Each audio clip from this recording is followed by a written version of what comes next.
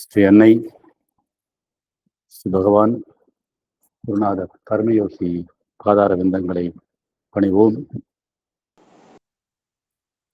நான் அடிக்கடி சொல்வதும் உண்டு, தோன்றுவதும் உண்டு. இந்த ஞாயிறு தியான கூடல்களில் யார் பேசுவது, என்ன பேசுவது என்பதை அன்னையும் கர்மயோகாவும் முடிவு செய்கிறார்கள் என. இன்றைய சொற்பொழிவுக்குரிய தலைப்பு சாஸ்திர ஞானமும் குருவும் என்ற அன்னையின் அருள் என்ற நூலில் உள்ள கட்டுரை.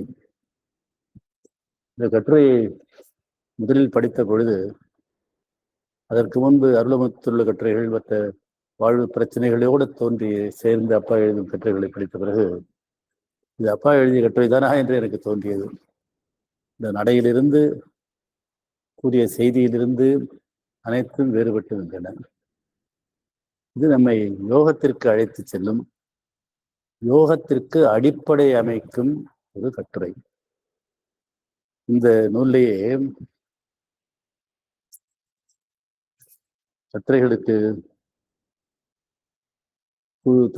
குரூப்பா தனி தலைப்பு கொடுத்துருக்காங்க.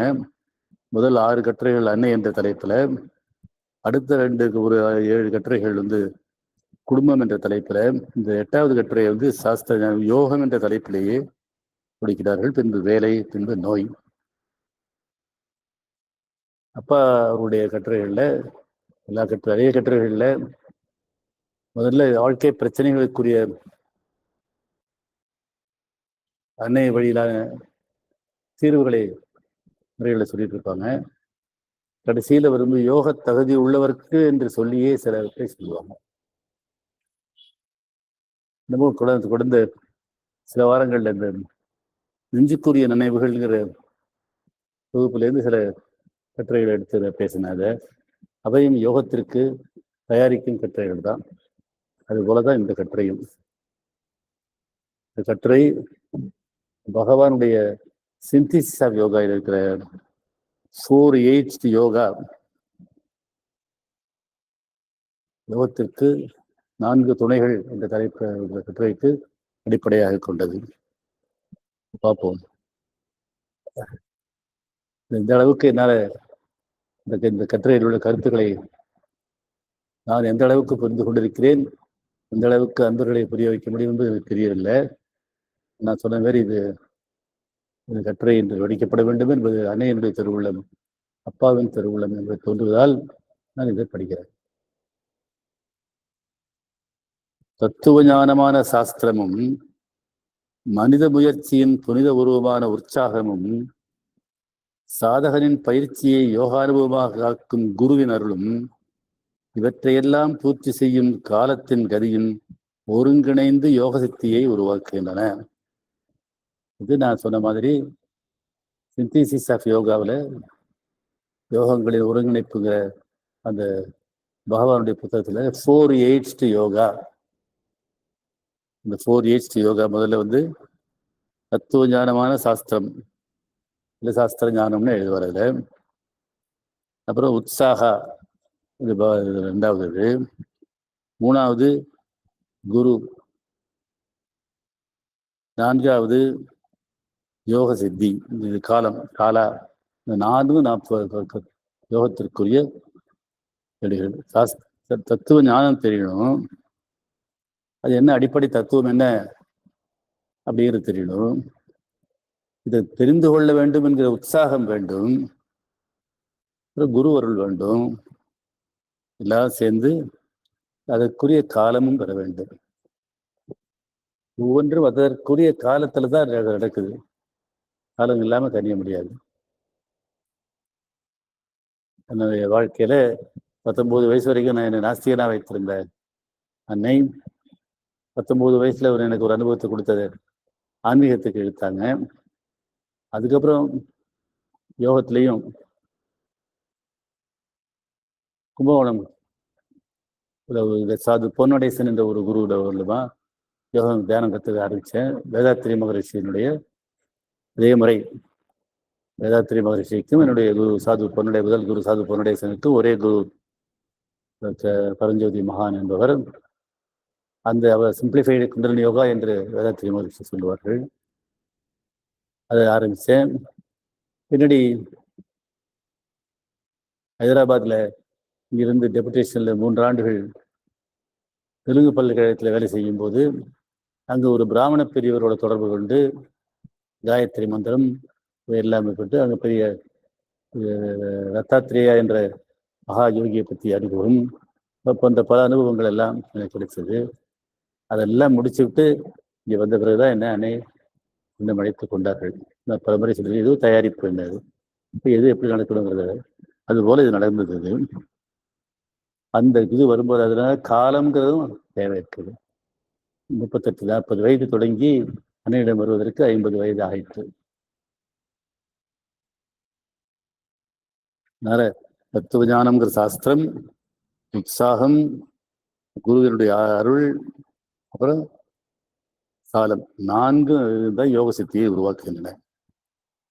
சிந்தனைக்குரிய மனித ஜீவனின் ஹிருதயத்தில் வேத ரகசியம் என்னும் பத்மம் மொட்டாக அரம்பியுள்ளது.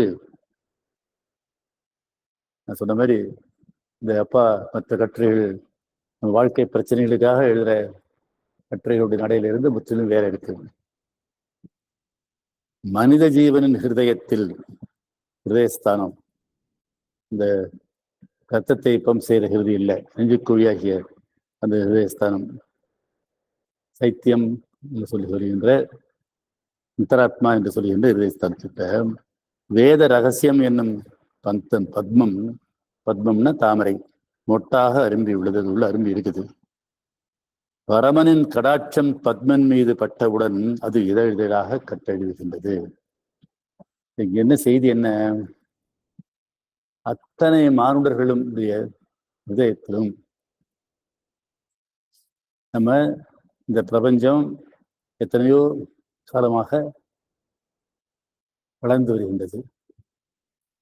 பரிணாமத்தில் உயிர்கள் தோன்றுவதற்கு முன்பு ஜடம் தோன்றியது. பிரம்மம் தன்னை ஜடமாகிக் கொண்டது. ஜடத்திலிருந்து உயிர்கள் தோன்றின. உயிர்களிலிருந்து ஐம்பொறிகளும் உள்ள விலங்குகள் எல்லாம் தோன்றிய பிறகு மனிதன் தோன்றினான். அவனுக்கு மனம் வந்தது. எண்ணற்ற ரிஷிகள் தவம் செஞ்சாங்க, எண்ணற்ற ஞானிகள் தவம் செஞ்சாங்க, அவதாரங்கள் தோன்றினார்கள். கிருஷ்ணாவதாரம், ராமாவதாரம், புத்தர், இன்னும் ராமகிருஷ்ண பரமஹம்சர், எத்தனையோ அவதாரங்கள், பகவான், அன்னை எல்லாம் தோன்றினாங்க. எல்லாம் அத்தனையுமே இந்த மனித குலம் பரிணாமத்துல அத்தனையும் தன்னை இது பண்ணிட்டு வந்துட்டு அணுவாக வெந்துவாக இருக்கும் பொழுது அது உயிருக்குள்ள அதுனே இருக்குது. கருவுக்குள்ள இத்தனையும் இருக்குது. இப்போ மலருது. அப்படித்தான் இந்த யோக ரகசியமும் நமக்குள்ள இருக்குது. அது தாமரை மலராக இருக்கின்றது. அது மலரணும். அதான் அப்ப எப்ப மலரும்? அது பரமனின் கடாட்சம் பத்மத்தின் அந்த தாமரை மொக்கு மேல பட்டவுடன் அது இதழாக கட்டவிழ்கின்றது, மலர்கின்றது. எப்படி? தாமரை குளத்துல தாமரை மொட்டா இருக்குது. சூரியன் உதிக்கிறான். உதிச்சதும் ஒண்ணு அது மலர ஆரம்பிச்சது. அப்படித்தான் பத்மனே பரமனே பத்மத்தின் பிதா. பரமன் தான், பரமாத்மா தான் அந்த பத்மத்தை தோற்றுவித்தவர். பரம்பொருளின் திருவுள்ளமே மனித உள்ளத்தின் மலர்ச்சி. பரபிரம்ங்கிற பரம்பொருளுடைய அது உள்ளம்தான் அந்த மனித உள்ளத்துல மலருது. அது அவர் திருவுள்ளம் வைக்கணும். இவர்கிட்ட இந்த ஞானம் பிறக்க வேண்டும், இவனிடம் ஞானம் தோன்ற வேண்டும், அந்த பத்மம் அது மலர வேண்டும், தாமரை ஞானம்ங்கிற தாமரை மலர வேண்டும், அப்படிங்கிற அந்த வேத ரகசியம் வெளிப்பட வேண்டும் என்று திருவுள்ளம் வச்சதும் அது மலர்ந்தது. மனித உள்ளத்தின் மலர்ச்சி. திருவுள்ளம் இன்றி இதழ் அவிழ்வதில்லை. When you seek, when you choose the divine, you have been already chosen by the divine. நீ இறைவனை தேர்ந்தெடுக்கும் பொழுது உன்னை இறைவன் தேர்ந்தெடுத்து விட்டான். இது பகவானுடைய வார்த்தை. அவன் அருளாலே அவன் தாழ் வணங்கி, இது மாணிக்க வாசகருடைய வார்த்தை. ஞானிகள் எல்லாம் சொல்றது அதுதான். பரம்பொருளின் திருவுள்ளமே மனித உள்ளத்தின் மலர்ச்சி. திருவுள்ளமின்றி இதழ் அவிழ்வதில்லை. திருவுள்ளத்தில் தீண்ட பெற்றால் மலர்வதை தடை செய்ய ஒருவர் இல்லை. நிச்சயமாக நடக்கும். இறைவன் நம்மை யோகத்திற்கு கொண்டு செல்வது, தன்னை நம் இருதய தாமரையில் மலர வைப்பது, நம்முடைய இருதய தாமரையை மலர வைப்பது, நம்மை ஆட்கொள்வது என்று முடிவு செய்த பிறகு அதுக்கு தடை எதுவும் இல்லை. ஆன்மாவுக்கு ஆசிரியன் என்று ஒருவன் ஏற்படவில்லை. ஞானம் என்னும் மலருடைய மனம் உள்ளிருந்து வரும் உயர்ந்த நறுமணமே உள்ளே இருக்குது. என் இருதய பொக்கிஷத்தை எடுத்து ரகசியத்தை வெளியிட்ட பொழுது உன்னை கண்டு கொண்டேன், நீயே நான் என்று உணர்ந்தேன். இதுதான் விஷயம். சின்ன நான் இருக்கிற வரைக்கும் இந்த பெரிய நான் நமக்கு தெரியாது. நான் என்கிற அகந்தை இருக்கிற வரைக்கும் நானாக இருக்கும் உன்னை நான் மலர்ந்து மனம் வீசி உணர்ந்து உயர்வதே யோக வாழ்வின் சித்தி என அறிந்தேன். நான் இப்ப பேசுறது சின்ன நான், ஐங்கிற ஸ்மால் ஐ. நான் சொல்லிக்கிறேன், ஆரம்ப காலத்துல படித்த யோக சுத்திரத்துல யோகி ராமச்சரகான்னு லார்டு ஆட்வுட்னு சொல்லி விவேகானந்தருடைய சமகாலத்தவர். 14 lessons in yogic philosophy, advanced course in yogic philosophy, ராஜ யோகா, ஞானி யோகான்னு எழுதுவார். ஞானி யோகா அப்படின்னு ஒரு புத்தகங்கள்லாம் எழுதியிருக்கிறாரு. தாராப்பூர் வாலா அண்ட் சன்ஸ்ங்கிறவங்க வெளியிட்ட புத்தகங்கள். அதில் எழுதுவது ஸ்மால் ஐன் பிக் ஐன்னு எழுதுவார். அதாவது இங்கே உன்னை கண்டு நீயே நான் என்று உணர்ந்தேன். நானாக இருக்கும் உன்னை, நான் சின்னவன் நினைச்சிட்டு சின்னவனா இருக்கிறேன். நான் மலர்ந்து மனம் வீசி உணர்ந்து உயர்வதே யோக வாழ்வின் சித்தி என அறிந்தேன். எனக்குள்ள இருக்கிற உண்மையான அந்த மலர், ஞானமாகிய மலர் மலர்ந்து மனம் வீசி உணர்ந்து யோகதான் யோகத்துல சித்தி. அதான் மகா வாக்கியங்கள். அகம் பிரம்மாஸ்மி, அகம்னா நான், பிரம்ம அஸ்மி நான் பிரம்மமாய் இருக்கிறேன். தத்துவம் அசி, தத் அது, துவம் நீ, அசி இருக்கிறாய், நீ அதுவாக இருக்கிறாய். இந்த அதுங்கிறது அப்ப பகவான்ல தட்டுன்னு கேபிட்டல் தட்டுன்னு எழுதுவார் போட்டு பகவான் இருக்கிறாய். சர்மம் பிரம்மமயம் ஜெகத், ஜெகத்தில் உள்ள அத்தனையும் பிரம்மம். அதை சொல்றது சித்தி என அதுதான். அது புரிந்து கொள்றதுதான் யோக வாழ்வில் சித்தி என அறிந்தேன். திருக்கதவம் திறக்க வானூலக அசரீரி அடியெடுத்து கொடுப்பது வழக்கம். பகவானுக்கு அப்படி அசரீரின்னு சொன்ன சரீரம் இல்லாதது. இப்ப என்னுடைய சரீரத்திலிருந்து என்னுடைய குரல் கேட்குது. அப்படி இல்லாம சரீரமற்ற ஒன்றிலிருந்து கேட்கின்ற குரலை அசரீரி என்று சொல்லுவார்கள். அந்த இறைவனுடைய குரல் அது. கேட்க வையகத்தின் குரல் வானுலகத்தின் குரலாக ஒலிப்பதும் உண்டு. அந்த நடையை பார்த்தா உங்களுக்கு புரியும். அப்பாவுடைய நடை முற்றிலும் வேறுபட்ட நடை. இது தத்துவம் எழுதும்போது இந்த பூமியில் இருக்கிற குரல் அசரீரியா கேட்கலாம். அதாவது பகவான் அப்படித்தான் கல்கத்தாவில் சுதந்திர போராளியா இருந்து அலிப்பூர் சிறையில படாத பாடுபட்டு கிருஷ்ண தரிசனம் அத்தனை பேருமா கிருஷ்ணனாக காட்சியளித்து ஐயமெல்லாம் வாசுதேவன் என்ற நூல் எழுதினார். பேச்சு கட்டுரையாக வந்தது. நீ இங்கிருந்து போ என்ற உள்குரல், அது அசரீரி கேட்டது. அப்படி இல்லாம யாரோ ஒருவர் குரலாகவும் கேட்கலாங்க. அதுதான் இங்க சொல்றது.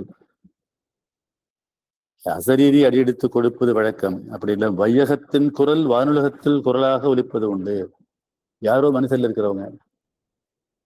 நான் இந்த ஆன்மீக அனுபவத்துல ஸ்ரீசைலம் ஆந்திராவில் ஸ்ரீசைலம் என்பது மிகப்பெரிய சிவஸ்தலம். இந்தியா முழுவதும் இருக்கின்ற 12 ஜோதிர்லிங்கங்கள்ல உண்டு. அங்கேயும் போய் சில அனுபவங்கள்லாம் ஏற்பட்டது. அங்க அப்ப ஒரு யோகி இருந்தார். அவர் பேர் அகஸ்தியர்னு பேர். அவருக்கு அந்த அகஸ்தியர்ங்கிற பேர் கொடுத்தது யாரோ ஒரு போகும்போது அவர் சில அனுபவம் ஏற்பட்டது. அவர் விழுந்தாரு. அகஸ்தியா எழுந்திரு என்று குரல் யாரோ சொன்ன மாதிரி கேட்டிருந்திருக்கு. அவர் அந்த பெயரையே தன்னுடைய ஆன்மீக பெயராக வைத்துக் கொண்டார். இங்கிருந்து யோகம் செய்து கொண்டிருந்தார் அவர். அதுபோல வையகத்தின் குரலும் வானுலகத்தின் குரலாக கேட்பது உண்டு. இருதய விடத்திலிருந்தே குரல் எழுவது உண்டு. நமக்குள்ளேயே இருந்து வரும். நம்ம அந்தராத்மாவிலிருந்து எழும்.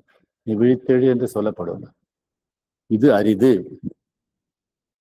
ரேர். குரு சாஸ்திர ஞானம் நமக்குள்ளேயே இருக்குது. லோக குருவும் நமக்குள்ளே இருக்கிறாரு. ஆனா எல்லாருக்கும் அது உடனே தெரியறது இல்லை. அதனால மனித குருவிட்ட போறாங்க. கிருஷ்ண பரமாத்மாவும் ராமகிருஷ்ண பரவசரும் குருவினை போடி நாடி போனது தெய்வ குரலை கேட்கவே. கிருஷ்ண பரமாத்மாவினுடைய குரு சாந்தி முனிவர் என்கிறவர். ராமகிருஷ்ணனுடைய குரு பைரவி பிராமணிங்கிற ஒரு லேடி. அவங்க போனது உண்டு. ராமருக்கு குரு வசிஷ்டம் முனிவர். இப்படி மனித குருவை போடி போயிருக்கிறாங்க. கிருஷ்ண பரமாத்மா அவதாரம், பகவத்கீதையை உலகுக்கு கொடுக்க போறவர். இருந்தாலும் அவருக்கு குரு அவரு சாந்திமணி முனிவரிடம் குரு இருக்கும்போது தான் சேலர் இந்த சுதாமா என்று சேலர் பெறப்பட்ட சுதாமா அவருடைய தோழராக இருக்கின்றார். இங்கே படிக்கின்றார். தெய்வத்தின் குரலை கேட்கவே குருவின் மனித குருவின் மூலமாக தெய்வ கிடைத்தது. அவதார புருஷர்களாகி அவர்கள் கேட்ட குரலை முழு அனுகிரகத்தையும் கொடுத்தது. பரம்பரையாக வந்த பயிற்சி சாதாரணனுக்கு பலிக்க நாளாகும். நீண்ட பாதையானாலும் நெறி தவறாத ஒன்றாகும். நிச்சயமா நடக்கும். ஆயிரம் ஆண்டுகள் அனுபவித்து சோதனை செய்த சிறப்புடையது. தவறாத நெறி எனப்பட்டது. பயமின்றி பயிற்சி செய்யக்கூடியது. இந்த ஞானம்ங்கிறது இந்த இந்திய மண் ஞான பூமி. எண்ணற்ற ரிஷிகள் வாழ்ந்த பூமி. அவர்கள் எழுதியவைதான் வேதங்கள் எல்லாம். வேதத்திற்கென்று தனி ஆசிரியர் என்று சொல்ல முடியாது. அவர்கள் எழுத வேதங்கள் எல்லாம் அவையெல்லாம் அந்த ஞானத்தை உட்கொண்டிருக்கின்றன. பயமின்றி பயிற்சி செய்யக்கூடியது. பூர்ண ஞானத்தை தோடும் சாதகனுக்கு உன்னதமான சாஸ்திரங்கள் எல்லாம் முற்காலத்தவை என்பதனால் அது முடிவானதொன்றாய் இருக்க முடியாது. இது மிக முக்கியமானது என்னன்னா, ஞானம் வளர்ந்து கொண்டே இருக்கின்றது. புதிதாக தோன்றுகின்றது. இதுவும் பலமுறை சொல்லியிருக்கிறேன். ஒரே பகவத்கீதையை அடிப்படையாக கொண்டும் வேதத்தின் உபனிஷத்துகளை அடிப்படையாக கொண்டும் தான் ஆதிசங்கருடைய அத்வைதம் தோன்றியது. மாதுவாச்சாரியாருடைய துவைத்தம், ஜீவாத்மாவும் பரமாத்மாவும் வேறு என்ற துவைத்தம் தோன்றியது. ராமானுஜருடைய விசிஷ்டாத்வைதம் தோன்றியது. பகவானுடைய பூர்ணாத்வைதம் தோன்றியது.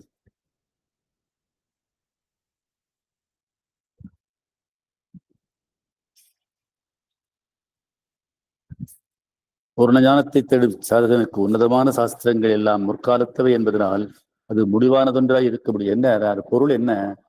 ஞானம் வளர்ந்து கொண்டே இருக்கின்றது.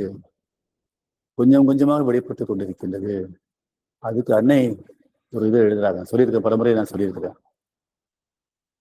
உண்மை பூரணம் என்பது குருடர்கள் யானை பார்த்தது போல. அந்த ஞானி எவ்வளவுதான் பெரியவராக இருந்தாலும் கூட அந்த முழுமையாக சொல்ல முடியாது. ஒரு எப்படி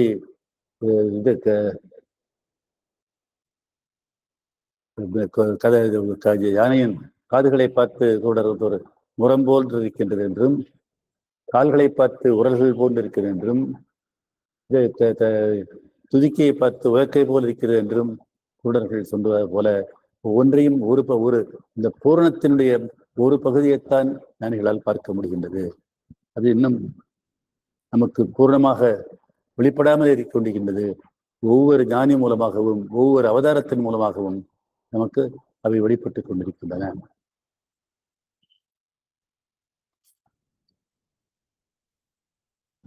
எழுத்தில் உள்ள அத்தனை சாஸ்திரங்களும் எட்ட முடியாத பூரணனை நாடுபவனே பூர்ண யோக சாதவன்.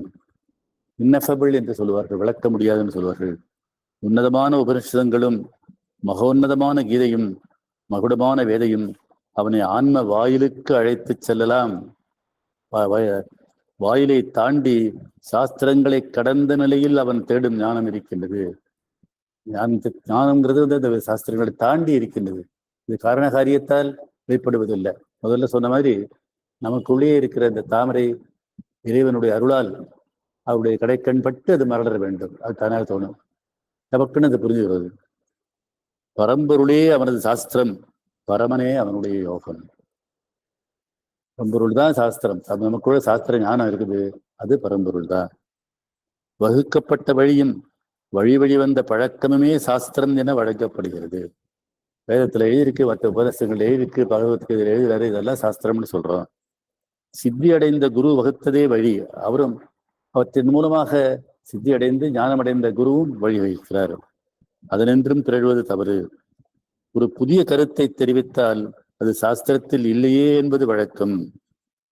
புதிய யோக அனுபவத்தை தடை செய்யும் நியதி ஒன்று இல்லை. அனுபவம் புதிய, முதல்ல சொன்ன மாதிரிதான், இந்த அதனை பார்த்த குருடர்கள் போலதான் இந்த முழுமையை பூர்ணமாக இந்த பரபிரம்மம் பரஞானம் அப்படிங்கிற இந்த முழுமையை புரிய எல்லாராலையும் முழுசா என்ன போகுதுன்னா மேல புதுசு புதுசா அவங்களுக்கு வெளிப்பட்டு கொண்டிருக்கின்றது. யுகாந்தர காலமாக சோதனை செய்த பெருவழி சிஷ்யனுக்கு தெய்வீக பொக்கிஷம்.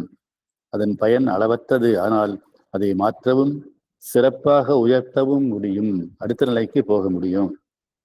பதஞ்சலியின் மார்க்கத்தை விட்டு வேறு வழியிலும் ராஜயோகத்தை பயில முடியும். பதஞ்சலி அஷ்டாங்க யோகம்னு சொல்றாரு. 8 அங்கங்கள். அந்த யோகத்தை தான் அவர் ராஜயோகம்னு அவர் சொல்றது. அது ஞான மார்க்கம், கர்ம மார்க்கம் ஆகியவற்றை பல்வேறு பாதைகளிலும் காணலாம். பகவத்கீதை கர்மயோகம், பலனை எதிர்பாராமாக உன்னுடைய செயல்கள் எல்லாம் ஈஸ்வரார்ப்பணமாக நீ செய், நீ இதை அடைவாய் என்று சொல்கின்றார். ஞான மார்க்கம் விசாரம், கேள்வி ஏன் எது என்ன என்று கேட்டு சிறிது சிறிதாக இதுவல்ல அதுவல்ல, நேர்த்தி பண்றதுன்னு சொல்லுவாங்க. நான் அத்திங்கிறது நேர்த்தி, அதுவல்ல, ஒண்ணு ஒண்ணா சொல்லிட்டு என் மனம்னு சொல்றோம். நான் இப்ப மனத்தை என்னிடந்து பிரிச்சு பாக்குறேன். என் உடம்புன்னு சொல்றேன், நான் பிரிச்சு பார்க்க சொல்றேன். என் மனசு சரியில்லைன்னு சொல்றேன். அப்ப நான் யாரு? நான் உடலா? என் உயிர்னு சொல்றேன், உயிரா? எனக்கு கோபம் வருதுன்னு சொல்றேன், என்னுடைய கோபத்தை தூண்டாதுன்னு சொல்றேன். இந்த கோபப்படுறது நான் யார்? அது என் மனசு. இந்த மனத்தையும் என்னையும் இதிலையும் கடந்த எனக்கு மேல ஏதோ ஒண்ணு இருக்கு, அந்த ஒண்ணுகிட்ட போகக்கூடாது. அதான் நேர்த்தி பண்றதுன்னு சொல்றேன். அதுவல்ல இதுவல்லன்னு சொல்லி அப்படி போறதும் இருக்குது. அதனால அவரவர்களுக்கு உரிய வழியிலும் அதை அடைய முடியும். விவேகானந்தர் அமெரிக்காவுக்கு போய் 1900 கான்ஃபரன்ஸ் ஆஃப் ரிலிஜியன்ஸ்ல பேசும்போது மற்ற ரிலிஜியஸ் காரணங்கள்லாம் அவங்க ரிலிஜியஸ் தத்துவம் தான் பேசினாங்க. நான் இவர் பேசும்போது என்ன சொன்னாரு? நதிகள் எல்லாம் கடலை சென்றடைவது போல மதங்கள் எல்லாம் இறைவனை சென்று அடையும் மார்க்கங்கள், எந்த வழியில போனாலும் போலான்னு சொன்னாங்க. நான் ஹைதராபாத்துக்கு போன அனுபவத்தை சொல்லியிருக்கிறேன். அங்கிருந்து என்னுடைய சாஸ்திரம் படித்த மகா பண்டிதர் மகா ஞானியான அந்த குருவை சந்தித்த பொழுது அவர் நீங்க என்ன செய்றீங்கன்னு கேட்டார். அந்த எனக்கு சில அனுபவங்களை சொன்ன பொழுது, இதுக்காக கேட்குறீங்க? கதை தத்தாத்திரேயரை பற்றி சில அனுபவம் வந்தது. கேட்டப்போ இல்லை இது நீங்க என்ன செய்யறாங்க? அப்போ செஞ்சு தியான முறையை செஞ்சேன். அப்போ அதுக்கு பதில் சொன்னார், நீங்க எங்க போகணும்னு நினைக்கிறீங்களோ அங்க போறதுக்கு நூற்றுக்கணக்கான வழிகள் இருக்கு. எந்த வழியில போனாலும் போனாலும் அங்க போய் சேரலாம். நீங்க எதுல போறீங்களோ அதுல போயிட்டு இருங்க. அதான் அவர் பக்குவமடைந்த ஞானி என்பதை சாஸ்திரம் படித்தவர் கூட வேத பண்டிதர், 4 வேத பண்டிதர் அவர். அது ஞானி என்பதை காட்டுவார். அதனால யுகாந்தர காலமாக சோதனை செய்த பெருவழி சிஷ்யனுக்கு பொக்கிஷன்தான். அதன் பயன் அளவற்றது. ஆனால் அதை மாற்றவும் சிறப்பாக உயர்த்தவும் முடியும். புதிய வழி கண்டுபிடிக்க முடியும். பகவான் அப்படி கண்டுபிடிச்ச புதிய வழிதான் அவருடைய பூர்ண யோகம். பதஞ்சலியின் மார்க்கத்தை விட்டு வேறு வழியிலும் ராஜயோகத்தை பயில முடியும். பக்தி மார்க்கம், ஞான மார்க்கம், கர்ம மார்க்கம் ஆகியவற்றை பல்வேறு பாதைகளிலும் காணலாம். பொதுவான யோக அடிப்படை ஒன்றேயானாலும் மார்க்கங்களும் மற்றவையும் மாறுவது தவறில்லை. அவரவருக்கு உரிய வழியை கண்டுபிடிப்பது தெருவில்லை. இதுவும் விவேகானந்தன் சொல்றாரு. ரிலிஜியன்கிறது இறைவனடையும் மார்க்கம். Everyone must find his own religion Vivekanandar சொல்லியிருக்காரு. ஸ்ரீ அரவிந்தரின் பூர்ணயோகம் என்பதை ஆரம்பித்தால் அது ஏற்கனவே உள்ள சட்டங்களை கட்டுப்படுவதில்லை என்பதை அறியலாம். கடந்த கால ஞானமும் உயர்ந்ததானாலும் எதிர்காலத்திற்கு தேவையானதை புறக்கணிக்க முடியாது. தான் மலர்ந்து பூரணம் பெற முழு சுதந்திரம் தேவை. சுதந்திரம்ங்கிறது போக புரியும். எதனாலும் ஏதோ ஒரு முறையினாலேயோ இதனாலேயோ கட்டுப்படாத சுதந்திரம் தேவை. அதுதான் காணும் காட்சிகளை கடந்த காலநியதிக்கு உட்படுத்த முடியாது. வானுலக மோட்சமே குறியில்லாத பூவுலக வாழ்வை யோகம் பூர்ணமாக அரவணைக்கும் பொழுது அதற்குரிய பழைய பாதையை செப்பனிட வேண்டியது அவசியம். நம்ம இதுவும் பலமுறை இங்கே பேசியிருக்கிறோம். இதற்கு முன்பு பழைய யோகங்கள் எல்லாம் கீதையினுடைய 4 மார்க்கங்களும் பக்தி மார்க்கம், பக்தி யோகம், கர்மயோகம், ஞான யோகம், ராஜயோகம் அனைத்துமே மற்ற தந்திரங்கள் எல்லாமே பிறந்து இறக்கின்ற பிறவிச் சூழலை விட்டு இறைவனை சென்று அடைவதைத்தான் நோக்கமாக வைத்திருந்தன. ஆனால் அரவிந்தருடைய பூர்ண யோகம் இந்த ஆன்மா இறைவனை சென்று அடைவதில்லை, இந்த பூலோகத்தையே சொர்க்கமாக மாற்றுவதுதான். லைஃப் டிவைன்கிறது அதுதான். இந்த பூலோக வாழ்வு சொர்க்க வாழ்வாக மாற்ற வேண்டும். பரிணாமத்துல அடுத்த நிலையில சத்திய ஜீவன் அப்பா எழுதுகின்ற சுப்ராமெண்டல் பீயிங்ஸ் இந்த பூலோக வாழ்வு சொர்க்க வாழ்வாக மாற்ற வேண்டும். அதுதான் இறைவனுடைய படைப்பின் நோக்கம்னு பகவான் சொல்றாரு. அதனால அதுதான் நீ சொல்றாரு. அதனால அது கடந்த கால வானுலகமே மோட்சமே குறி இல்லாத பூவுலக வாழ்வை யோகம் பூர்ணமாக அரவணைக்கும் பொழுது, அதனால இந்த இவருடைய பூர்ண யோகம் இந்த பூவுலக வாழ்வை அரவணைக்கும் பொழுது அதற்குரிய பழைய பாதையை செப்பனிட வேண்டியது அவசியம். பெரியோராயினும் பெருமையுடைய பெரிய பாதையாயினும் வேகமாக பயணத்தை முடிப்பது குறிக்கோள் அல்ல என்பதால் பயணம் முடிஞ்சு பிறவி அறுத்து தெய்வனோடு ஒன்று கலக்கிறது நோக்கம் இல்லை. இங்கே தெய்வம் பூமியில் மலர்வது நோக்கம். பூலோக வாழ்க்கை தெய்வீக வாழ்வாக பூலோக சொர்க்கமாவது அவர் யோக்கம். அதனால அவர்களை பின்பற்றி அவர்கள் வருத்த வழியில் செல்வதை 2ஆம் பட்சமாக்கி பூவுலகில் பூரணனை தேட புது பாதையை ஏற்படுத்துவது அவசியம். அப்படி பகவான் ஏற்படுத்திய பாதை தான் அந்த பூரணயோக பாதை. மனித வாழ்வை வானுலக வாழ்வாக வாழ்ந்த வேதகாலத்து ரிஷிகள், தூரத்து நட்சத்திரங்கள், அவர்களுடைய வேத வாக்கு வேத ரகசியமாக இருக்கிறது. அவர்களுடைய சொல் வழக்கில் இல்லை, யாருக்கு இல்லை. யுகங்கள் கடந்ததால் யுக தர்மம் மாறி வருகின்றது. இப்ப கலியுகம்னு சொல்லுவாங்க, கிருதா யுகம்னு சொல்லுவாங்க, துவாபர யுகம்னு சொல்லுவாங்க. இப்ப இந்த யுகம் மாறி இப்பொழுது நடப்பது கலியுகம்னு சொல்லுவாங்க. இந்த கலியுகத்தை நமக்கு தெரியும், எல்லாம் எப்படி நடந்து கொண்டிருக்கின்றது என்று. ஊழல் நிறைந்த அரசியலையும் இது நமக்கு தெரியும். யுக தர்மம் மாறி போச்சது. யுகங்கள் கடந்ததால் யுக தர்மம் மாறி வருகின்றது. வேத ரிஷிகளுடைய ரகசியத்தை இன்றைய உலகுக்கு புரியும் வகையில் புதிய பாதை அமைப்பதே பூர்ண யோக சாதனை பணி. அதனால இந்த உலகத்துக்கு புரிகிற வகையில அவர் சொன்ன வாழ்வனைத்தும் யோகமாக்கி புதிய பாதை அமைக்கிறத பகவானுடைய யோக பாதை. பரமனை எட்டும் விஷயம் மட்டுமே விளையும் சாதகன் பக்தி குரல் எழுப்பி பரமபதம் அடைய விரும்புவதில்லை. அப்படி விரும்ப அவனோட இறைவனோட சேர நினைக்கிறான். தவத்தின் சிறப்பால் வையகத்தை திறந்து இறைவன் திருவடியை தீண்டி சித்தி பெற்று மகிழும் நிலையில் இல்லை. சாதகன் பரமனை அழைத்து உன் திருக்கதவம் தாழ் திறந்து நான் இருக்கும் இடத்திற்கு நீ மனித வாழ்வில் உன்னை மலரச் செய்து பூலக வாழ்வே புனித யோகவாக மாறி வரமருள்வாய். இப்ப இந்த பூர்ண யோகன் பகவான் கேட்கிற பிரார்த்தனை அதுதான். அப்ப அப்பாவுடைய எழுத்துக்கள் மூலமாக வர பிரார்த்தனை அதுதான். உன் திருக்கதவம் தாழ் திறந்து நான் இருக்கும் இடத்திற்கு இந்த பூலோகத்திற்கு நீ மனித வாழ்வில் உன்னை மலரச் செய்து இந்த மனித வாழ்விலே நீ வெளிப்படுவாய். பூலோக வாழ்வை புனித யோக வாழ்வாக மாற்றி வரமருள்வாய் என்று தவக்குரல் எழுப்புவது பூர்ண யோகம். அதனால பூர்ண யோக மனித வாழ்வை தெய்வீக வாழ்வாக மாற்றுவதுதான் பூர்ண யோகத்தினுடைய நோக்கம். தனி மனிதன் தன் ஆன்மாவை யோக சக்தியால் கண்டு பிரபஞ்சத்தின் பிரதிநிதி தான் என அந்த ஆன்மாவை உணர்ந்து பரம்பொருளின் ஏகபோக பிரதியாகவும் தன் ஆன்மா இருப்பதை உணர்வதே பூர்ண யோகத்தில் சித்தி என கருதப்படும். தான் பரம்பொருடைய பிரதியா இருக்கிறோங்கிறத அவன் உணர வேண்டும். அதுதான் பூர்ண யோகத்தில் சித்தி என கருதப்படும். அனந்தனை அடைய அமைந்த பாதையில் 1000 பேர் நடக்கலாம். ஆன்மீக பெருமக்கள் நடந்ததால் அந்த ராஜபாத்திரத்தை உன்னதம் பெறலாம், அந்த வழி போலாம். ஆனால் அது அகன்ற பாதை அல்ல. அது எல்லா காரும் பஸ்ஸும் இதுவும் வண்டிகளும் போற இப்போ இங்கேருந்து கடலூருக்கு போறதுக்கு 4 வழி பாதை போடுறாங்க. பல இடத்துல 4 வழி 8 வழி பாதை எல்லாம் சொல்றாங்க. அது பாதை இல்லை. ஒரு ஆத்மா மற்றதன் பின் செல்லும் ஒழுங்கற்ற பாதை ஒண்ணுதான் போகுது. அதனால் சிறிய பாதை.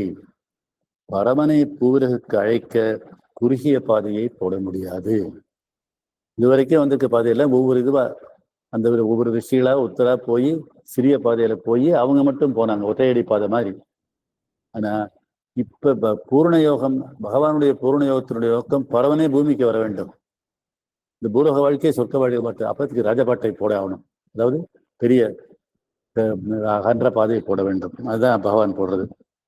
பரமனை பூலகுக்கு அழைக்க குறுகிய பாதையை போட முடியாது. நாம் நேரே போக போடப்பட்ட பாதை வழியாக அவன் திருநடம் புரிந்து திருவர வேண்டும் என்பதால் நம்ம போட்ட பாதையை அவரு கீழே வரணும். இப்ப அரவிந்த யோகத்தினுடைய நோக்கம் நாம் மேலே போவதல்ல, இறைவனை சென்றடைவதல்ல. இறைவன் பூவுலகத்துக்கு வருவதற்கு அதுக்கு புதிய பாதை போடணும். பூவுலகம் முழுவதும் அவன் திருக்கோயிலாகவும் பூவுலக வாழ்வு முழுவதும் அவனுக்குரிய பாதையாகவும் ஆக வேண்டுமானால் பூர்ணயோக சாதன் ஒவ்வொருவனும் தனக்கென ஒரு புதிய பாதையை அமைத்துக் கொள்ள வேண்டும். நான் சொன்னேன், விவேகானந்தர் முதல்ல சொன்னேன், every one must find his own religion. அஷ்டாங்க யோதை இதுதான் மெத்தடு. ஒன்று யோகம், தியானம், நியமம் பேர் 8 ஞாபகம் மனசு இல்லை அப்படின்னு போட்டாங்க. ராஜயோகத்துல என்னது போட்டு, தந்திர யோகத்துல குண்டலினியை எழுப்பி மூலாதாரத்திலிருந்து எழுப்பி 6 ஆதாரங்கள்ல சென்று ஆக்ஞை சக்கரங்கிற நெத்தியில இருக்கிற ஆக்ஞை சக்கரத்துக்கு போய் அதுக்கு மேல தலையின் உச்சியில் இருக்கிற சகசரதளம் என்று சொல்லுகின்ற 1000 இதழ் தாமரை வழியாக மேலே போக வேண்டும். அப்ப அது முக்தி அடைவதற்குரிய வழி. இங்க அரவிந்த அன்னையின் நோக்கம் முக்தி அல்ல, இந்த பூலோகம் சொர்க்கமாக மாறுவது. இப்ப பூலோக சொர்க்கம்னு எழுதியிருக்கார் புஸ்தகம். அதனால அவன் தனிக்கென ஒரு புதிய பாதையை வகுத்துக் கொள்ள வேண்டும். அவன் முழுவதுமாக தன்னை கட்டுப்படுத்திக் கொள்வது ஒரே ஒரு சட்டத்திற்கே, அதனால் பூரண சுதந்திரம். கட்டுப்பாடு இல்லாம சுதந்திரமாக அவனுக்கு ஒரு உரிய வழியை அவன் கண்டு அதை பின்பற்றுவதுதான் பூரணன் மலர்ந்த பூலோக வாழ்வே மனித இலக்கியத்தின் மகோன்னத சிகரம். மனிதன் உச்சி என்ன போகணும்னா பூரணனாகிய பல இறைவன் மலர்ந்து இந்த பூமியில வாழ்றதுதான். இன்னைக்கு நடக்கிற சண்டைகள் எல்லாம் மாறுறதுதான்.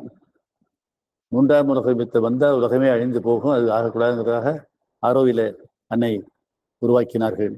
இப்போ இன்னைக்கு இருக்கிற உக்ரைன்லையும் இஸ்ரேல்லையும் போர் நடந்துகிட்டு இருக்கு. அது அங்கே இன்னொரு ஈரானுக்கும் ஈராக்குக்கும் போகும் போல இருக்குது. அது அதனால அடுத்த 3ஆம் உலக யுத்தம் வருமோ என்ற ஒரு அச்சம் தோன்றுகின்றது. அதெல்லாம் இல்லாம மாற்றுவதற்கு தான் இந்த இதெல்லாம். சாஸ்திர ஞானம் நம்முள் உறைவதைப் போல இருதய குகைக்குள் இருக்கும் ஜகத்குருவே ஜாதகனுக்கும் குருவாகும். நமக்கு மனித குருவை வைத்து நம்ம தெரிஞ்சுக்கிறோம், வழி காட்டுறாங்க. ஆனா நமக்குள்ளேயே இருக்க ஜகத்குரு நமக்குள்ளேயே இருக்கிறார். இந்த ஹிருதய ஸ்தானத்துல அவர் தான் நமக்கு குரு. அவனுடைய ஆத்ம ஜோதியில் மனித பிறப்பின் காரிருள் கரைகிறது. காலத்தாலும் கர்மத்தாலும் கட்டுப்படுவது மனித வாழ்வு. காலத்தையும் கர்மத்தையும் கடந்த சுதந்திரம் ஆத்ம ஜோதிக்கு உரியது. நம்ம வாழ்ற காலத்திலையும் காலத்தில் நிகழ்ந்த நிகழ்ச்சிகள் மூலமாகவும் மனித வாழ்வு கட்டுப்பட்டு இருக்கு. நம்ம எங்க இருக்கிறோமோ, யாரோட வாழ்றோமோ, எத்தனை பேர் இருக்கிறோமோ, அதெல்லாம் அதனுடைய கட்டுப்பாட்டுல நம்ம இருக்கிறோம். ஆனா ஆத்ம ஜோதிட்டு போனா காலத்தையும் கர்மத்தையும் தாண்டிடுறோம். அன்னைட்ட வர்றவங்களுக்கு கர்மம் கரைஞ்சு போகுது. ஆனந்தம் அவன் பிறப்புரிமை. இப்ப நம்ம வாழ்க்கையில என்ன இருக்குது? பிரச்சனைகள் இருக்குது, நோய் இருக்குது, வருத்தம் இருக்குது, கவலைகள் இருக்குது, உலக வாழ்க்கை பற்றி கவலை இருக்குது, குழந்தைகளா இருந்தால் படிக்கணுமேனு கவலை, படித்த பிறகு வேலை பார்க்கணுமேனு கவலை, பெண்களாக இருந்தால் திருமணம் ஆகணுமேனு கவலை, இந்த கவலைகள் எல்லாம் இருந்துகிட்டு இருக்கு. இதெல்லாம் விடுபட்டு இந்த ஆனந்தம் தான் அவன் பிறப்புரிமை. அதுக்கு போகணும். பரமனையும் அவனது சிருஷ்டியையும் இணைக்கும் தெய்வீக அன்புக்கு பிறப்பிடம் அவனே. அன்பு மனிதர்கள் இருக்கிற அன்பு மனித அன்பு. அப்படி இல்லாம இறைவனோடு இணைக்கிற அன்பு வந்து டிவைன் லவ். அந்த டிவைன் லவ்வுக்கு நம்ம போகணும். அவன் தான் இருக்கிற அது நம்மகிட்ட வரணும். என்ன அர்த்தம் அது? அதை பத்தி அன்பை பத்தி என்ன, அந்த டிவைன் லவ் பத்தி என்ன, எப்ப என்ன எழுதுறாரு, அண்ணன் என்ன எழுதுறாங்க? அது கொடுக்க மட்டுமே செய்வது. திருப்பி ரெசிப்ரோகேஷன் சொல்லுவாங்க. நம்ம சாதாரணமா என்ன நினைக்கிறோம்? ஒருத்தருக்கு அன்பு செலுத்தினாக்கா நான் திருப்பி நமக்கு அன்பு செலுத்தணும்னு எதிர்பார்க்கிறோம். இது மனிதனுடைய இயல்பு, மனித இயல்பு. அப்படி இல்லாம அன்னை நம்மகிட்ட இருந்து எதுவும் எதிர்பார்த்த அன்பு செலுத்த நமக்கு கொடுக்கல. பகவான் நம்மகிட்ட எதுவும் எதிர்பார்த்த அன்பு கொடுக்கல. அருமை அப்பா அவர்கள் எதையும் எதிர்பார்த்து நமக்கு அன்பு செலுத்தல. அன்னையை நமக்கு அறிமுகப்படுத்தல. அன்பை கொடுக்க மட்டும் செஞ்சா அது லவ்னுடைய நேரம் டிவைன் லவ் ஆகுது. நம்மை சுற்றி இருக்கிறவர்கள், நம்ம உடன் பிறந்தவர்கள், நம்முடைய குணவன், மனைவி, குழந்தைகள், நம்ம அன்பை கொடுத்தோம்னு சொன்னோம்னா, எதிர்பார்க்காம ரெசிப்ரோகேஷன் எதிர்பார்க்காம அன்பு கொடுத்தோம்னா அது தெய்வீக அன்பாக மாறிவிடுகிறது. அப்ப நம்ம ஆன்மாவிலிருந்து அது வெளிவருகிறது.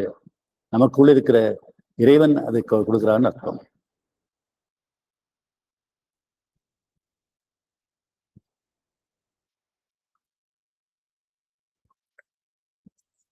தெய்வீக அன்பின் பிறப்பிடம் அவனே. ஜகத்குரு அழிவற்றவன். ஜகத்குருவின் சுபாவத்தில் இவையெல்லாம் அடங்கியவை. பூமிக்குரிய இறைவனாக இருக்கிறது, அது இறைவன் தான். பூரக வாழ்வை தன் சுபாவத்திற்குரியதாக மாற்றுபவன் அவன்.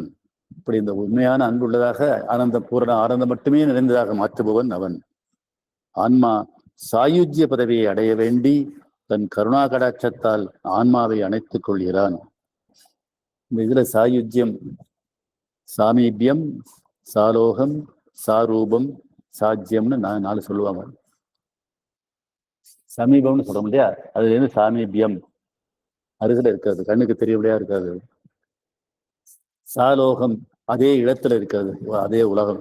சகங்கிறது உலகம், சாலோகம்னு வரும். சக ரூபம், சாரூபம். இது மாதிரி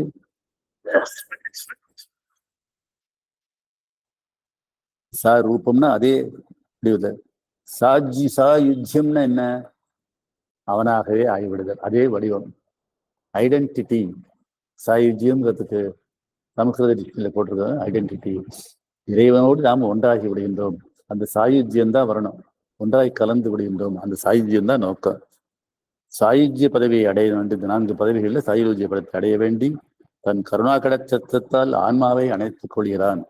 இறைவன் தன்னை நம்மோடு ஒன்றரை கலந்து நம்மை அழைத்துக் கொள்கின்றான். உள்ளுரையும் ஜகத்துருவையும் முழுமையாக கண்டு அறிந்து அதன்படி நடப்பது பூரண யோகத்தின் முழுமுதற் காரியமாகும். நமக்குள்ளேயே இருக்கின்ற நம்ம ஹிருதயஸ்தானத்தில் சைத்தியம் என்ற சைத்திய புருஷனாக, அந்தராத்மாவாக, அங்குஷ்ட பரிமாணம் என்று சொல்லி அந்த கட்டவிரல் பரிமாணமாக இருக்கின்ற அந்த நம்முடைய குரு நமக்கு இறைவனை கண்டறிந்து அவனுடைய வழிபடி இப்ப நம்ம அதுக்கப்புறம் என்ன செய்யறோம்? நம்ம பிரச்சனைகள் எல்லாம் நம்ம அறிவை கொண்டு காரணகாரியப்படுத்த பார்க்கிறோம். அதில் முடியறதில்லை. அப்ப அந்த நமக்குள்ளே இருக்கின்ற இந்த பேரறிவை தொடர்பு கொண்டால் அந்த பேரறிவு நமக்கு சரியாக வழிகாட்டும். உள்ளுருவும் ஜெகத்குருவை முழுமையாக கண்டு அறிந்து அதன்படி நடப்பது பூரண யோகத்தின் முழுமுதற் காரியமாகும். அவன் எங்கு வெளிப்படுகிறான்? எப்படி வெளிப்படுகிறான்? இயற்கையின் எல்லா செயல்களிலும் வெளிப்படுவது அவனே. தீக்குள் விரலை விட்டால் நந்தலாலா, உன்னை தீண்டும் இன்பம் தோன்றுதையா நந்தலாலா. பார்க்கும் இடமெல்லாம் நந்தலல்லா, உந்தன் பசுமை நிறம் தோன்றுதையா நந்தலாலா. பகைவனுக்கு அருள்வாய் நன்னஞ்சே, பகைவனுக்கு அருள்வாய். புகை நடுவினில் தீ இருப்பது போல பகை நடுவினில் பகைவன் இருக்கின்றான். உன்னுடைய பகைவனும் அவன்தான், வேற இல்லை. அப்ப இந்த மனம் பக்குவம் போனா யாராவது நமக்கு பகைவனா இருக்க முடியுமா? இருக்க முடியாது.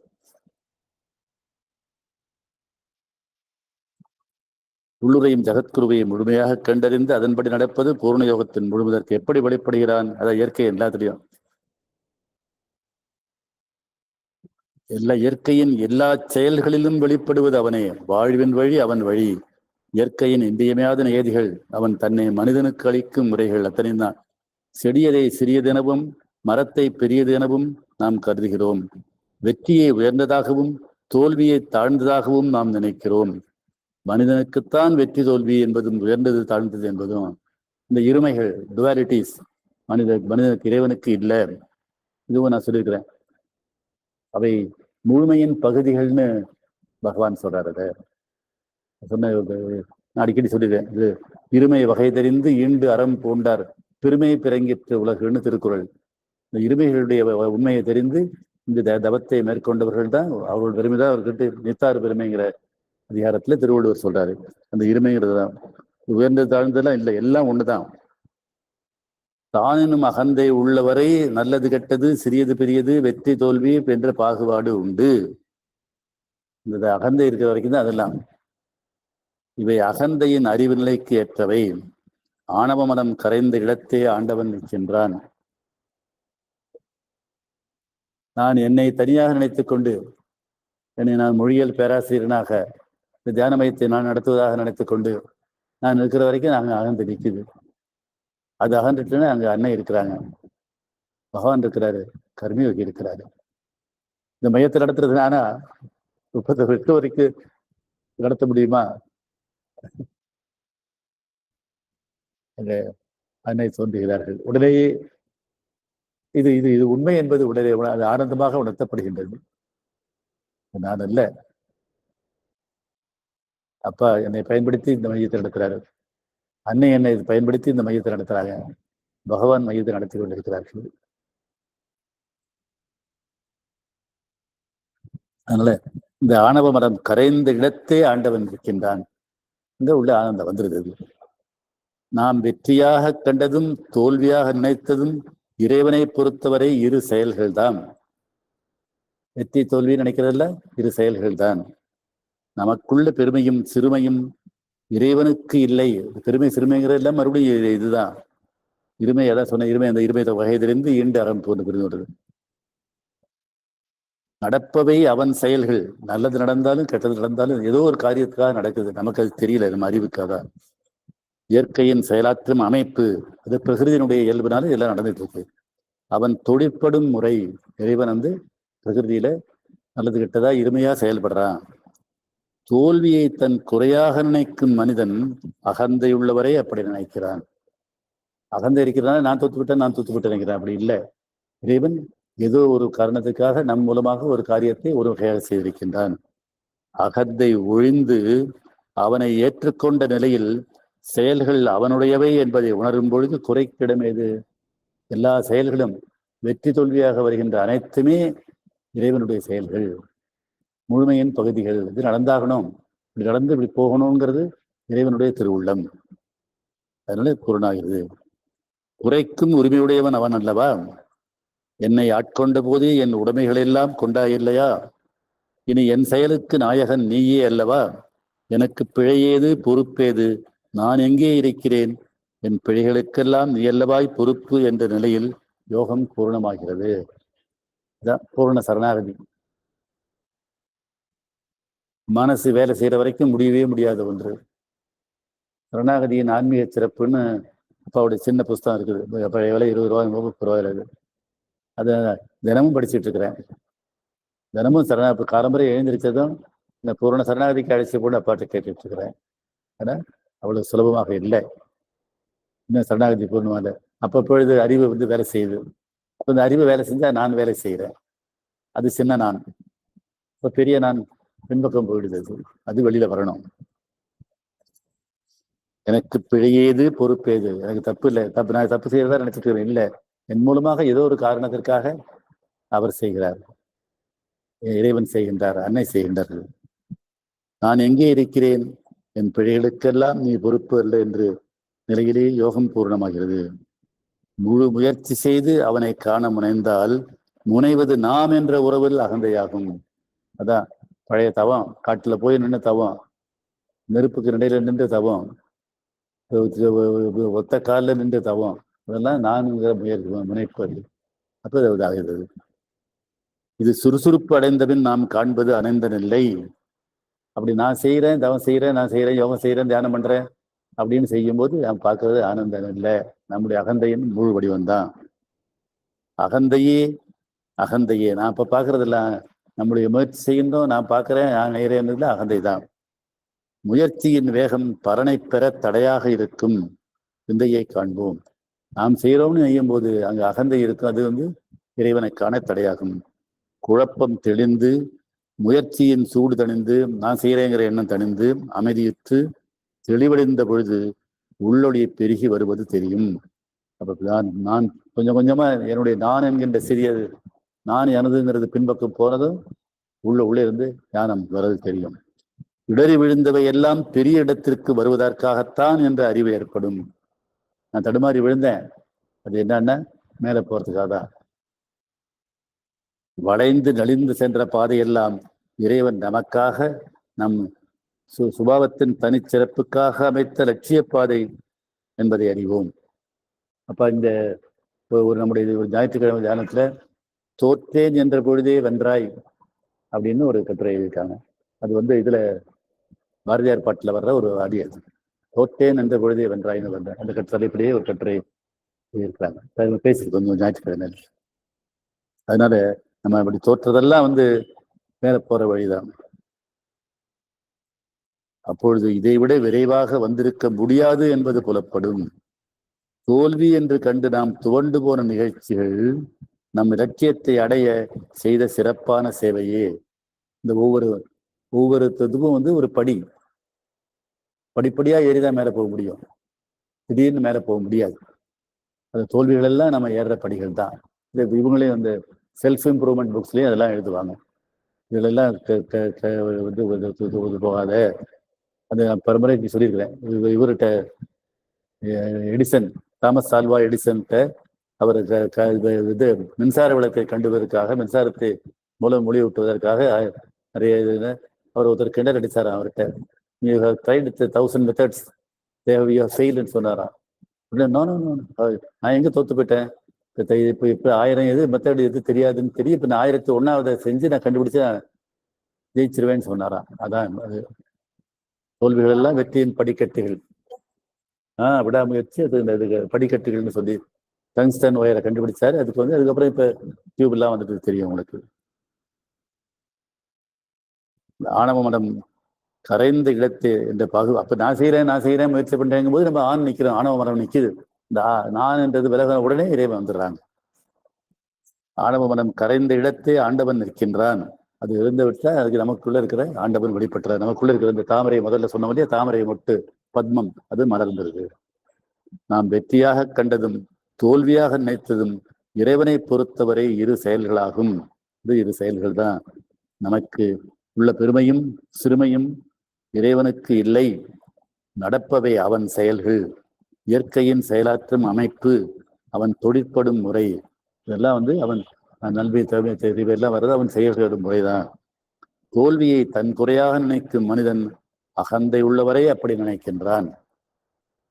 தோல்வியை துணைக்கிறது அகந்தை இருக்கிறனாலதான். நான் இல்லை, என்ன கருவியா பயிர்த்து இறைவன் செயல்படுறாருன்னு தெரிஞ்சா அது தோல்வி இல்லைன்னு தெரியும். அகந்தை ஒழிந்து பரமனை ஏற்றுக்கொண்ட நிலையில் செயல்கள் அவனுடையவை என்பதை நான் உணரும் பொழுது குறைக்கிடமேது. குறைக்கும் உரையுடையவன் அவன் அல்லவா? என்னை ஆட்கொண்ட போதே என் உடைமைகளை எல்லாம் கொண்டாய் அல்லவா? இனி என் செயலுக்கு நாயகன் நீயே அல்லவா? எனக்கு பிழையேது பொறுப்பேது? நான் எங்கே இருக்கிறேன்? என் பிழைகளுக்கெல்லாம் நீயே அல்லவா பொறுப்பு என்ற நிலையிலே யோகம் பூர்ணமாகிறது. அத மறுபடியும் பூரண சரணாகதி தான். முழு முயற்சி செய்து அவனை காண முனைந்தால் முனைவது நாம் என்ற உருவில் அகந்தையே ஆகும். முயற்சி செய்யறவன் செய்யும் போது அகந்தை வந்துடுது. இது சுறுசுறுப்பு அடைந்தபின் நாம் காண்பது அனந்தன் இல்லை, அகந்தையே. நம்ம முயற்சி செய்யும் போது நாம் பார்க்கறது நம்முடைய அகந்தை தான். முயற்சியின் வேகம் பலனை பெற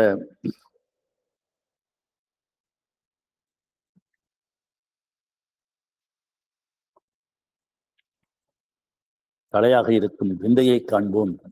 நம்ம செய்யறோங்கிற வேகம் இருக்கும்போது அது பலனை பெறது தடையா இருக்கும். குழப்பம் தெளிந்து முயற்சியின் சூடு தணிந்து, அதாவது நம்ம அகந்தை தணிந்து அமைதியுற்று தெளிவடைந்த பொழுது உள்ளொளி பெருகி வருவது தெரியும். இடறி விழுந்தவை எல்லாம் பெரிய இடத்திற்கு வருவதற்காகத்தான் என்ற அறிவு ஏற்படும். வளைந்திழந்து சென்ற பாதையெல்லாம் இறைவன் நமக்காக நம் சுபாவத்தின் தனிச்சிறப்புக்காக அமைத்த லட்சிய பாதை என்பதை அறிவோம். இதை விட விரைவாக வந்திருக்க முடியாது என்பது புலப்படும். தோல்வி என்று கண்டு நாம் துவண்டு போன நிகழ்ச்சிகள் நம் லட்சியத்தை அடைய செய்த சிறப்பான சேவையே என்று உணர்வோம். அந்த தோல்வி அன்று ஏற்பட்டிராவிட்டால் இன்று பரமன் உள்ள பதவிக்கு வந்திருக்க முடியாது என்ற புலன்களுக்கு புலப்படும். அன்று நாம் தோல்வியாக உணர்ந்தது இன்றைய வெற்றிக்கு இன்றியமையாத அஸ்திவாரம். வெண்கலம் போன்ற இன்றைய உடல் திறம் ஏற்பட அன்று தாயார் புகட்டிய கசப்பு மருந்துகள் வழிவகுத்தன. சின்ன வயசுல கசப்பு மருந்து கொடுக்கும்போது குழந்தை வாழ்னு கத்தும், ஏத்துக்காது, நாக்க தடவாங்க எல்லாம் செய்வாங்க. ஆனா அன்று மருந்து சாப்பிட கூச்சலிட்ட குழந்தை இன்று தன் உடல் நலத்தின் உயர்வை பெருமையாக உணர்கிறது. பரமன் என்று நம் புத்தியில் புலப்படுகிறான். நம் எண்ணத்திற்கு உருவளிப்பவன் இறைவனே. நம்ம எண்ணத்தை தோற்றுவிக்கிறது அவனே. செயலுக்கு நம்மை உந்தும் சக்தி அவனுடையதே. இதுதான் உண்மை. நம்ம செய்யறோம்னு நினைச்சிருந்தா போங்க, இல்லை, இறைவன் வரல. இறைவனின் அன்பே இதயத்தின் எழுச்சியாக பெறுகின்றது. தலைவனாகவும் நண்பனாகவும் குருவாகவும் காதலனாகவும் நாம் காண்பது இறைவனையே. நம்மை சுற்றி பார்க்கிற அத்தனை பேரும் இறைவன் தான், இறைவனுடைய வடிவம் தான். நம் ஆன்மாவில் சேர்ந்து வரும் புனித ஊற்றும் அது பரவும் தெய்வீக வாழ்வும் அற்புதமாக மனிதம் 1000 நிகழ்ச்சிகளும் நம் செயல்கள் அல்ல. அது ஒன்றை தவிர வேறு இல்லை, ஒண்ணுதான் இருக்குது. அதனுடைய செயல்கள் தான் பரம்பொருள் ஒண்ணுதான். பூரணத்திற்குரிய புனிதனுடைய திருவுள்ளமே அவை. ஞானியின் ஈஸ்வரனும் நாத்திகனின் பகுத்தறிவும் யோத்தகத்து தலைவனான இறைவனே. நாத்திகனுக்குள்ள இருந்து செயல்படுறதும் அவன்தான். அவன் அந்த இறைவன் அவன்தான் இருந்து செயல்படுறான். அதனால பகுத்தறிவுன்னு சொல்லவுன்னு அவன்தான். நான் உங்களுக்கு சொல்லியிருக்கிறேன், 19 வயசு வரைக்கும் நான் நாஸ்திகனா இருந்தேன். கடவுள் இல்லைன்னு சொல்லிட்டு இருந்தேன், இயற்கைன்னு சொல்லியிருந்தேன். பிரகிருதியும் இறைவன் தான் இப்ப தெரியுது இல்லையா? இறைவன் தான் தன்னை பிரகிருதியாக மாற்றிக் கொண்டிருக்கிறான். இன்னைக்கு புரியுது. அது புரிவதற்காக என்னை வைத்திருந்தார்கள்.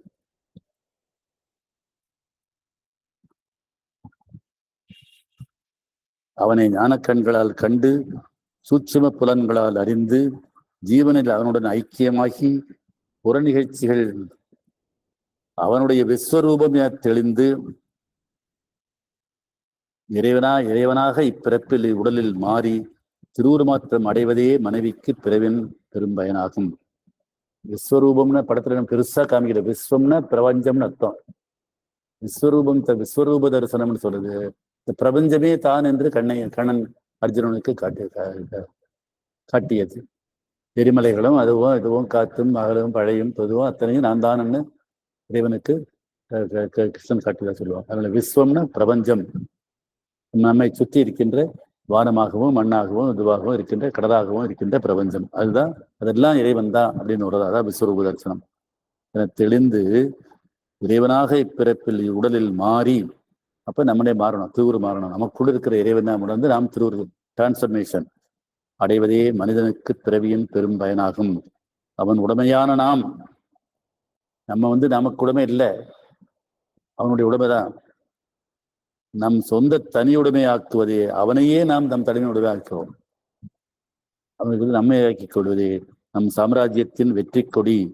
கனவிலும் நனவிலும் விரைந்த செயலிலும் அயர்ந்த நித்திரையிலும் இரண்டர கலந்த நிலையிலும் பிரிந்து நின்ற பிறப்பிலும் இறைவனின் அரைவணைப்பை புல்லரிக்க உணர்வதே ஜீவன் முக்தி.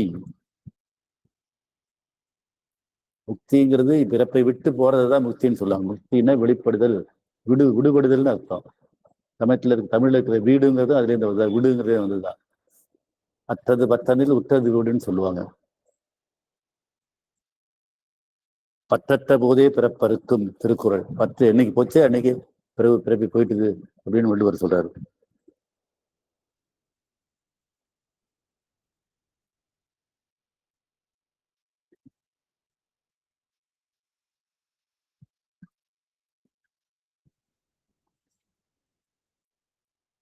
இறைவன் அரவணைப்பை புல்லரிக்க உணர்வதே ஜீவன் முக்தி. இறைவன் நம்முடன் இருக்கின்றான். எல்லாமாகவும் கனவிலும் நனவிலும் விரைந்த செயலிலும் அயர்ந்த நித்திரையிலும் இரண்டர கலந்த நிலையிலும் பிரிந்து நின்ற பிறப்பிலும் இறைவனின் அரவணைப்பை புல்லரிக்க உணர்வதே ஜீவன். அப்ப நம்ம எல்லாவற்றையும் இறைவன் விடும்போது ஜீவனோடு முக்தி நிலையை அடைந்துடுறோம். நம்ம பழைய முக்திங்கிறது விட்டு பிறப்பை விட்டு போய் ஆன்மா ஜீவனோட இறைவனை போய் அடைவதுன்னு முறையில் இருந்தது.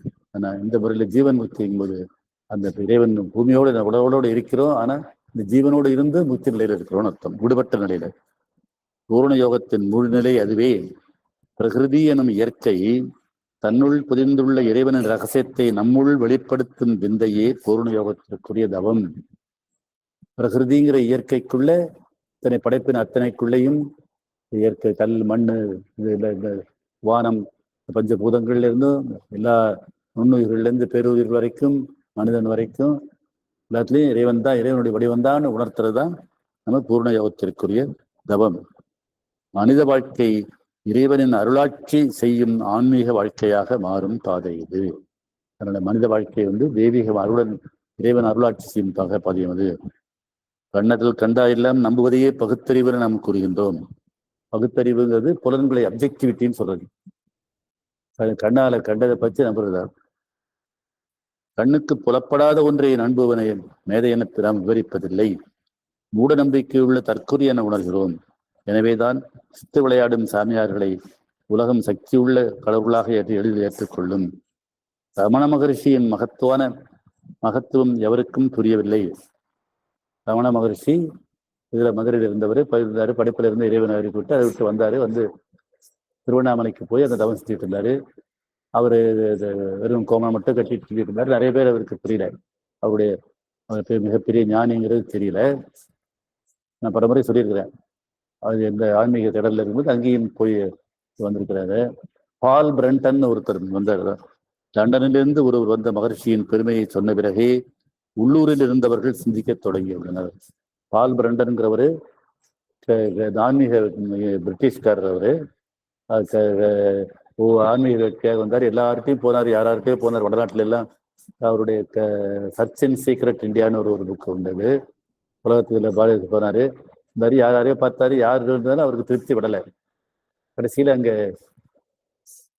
மகா பெரியவர் சந்திரசேகர சரஸ்வதி காஷ்மீர் இதுக்கு போறாரு.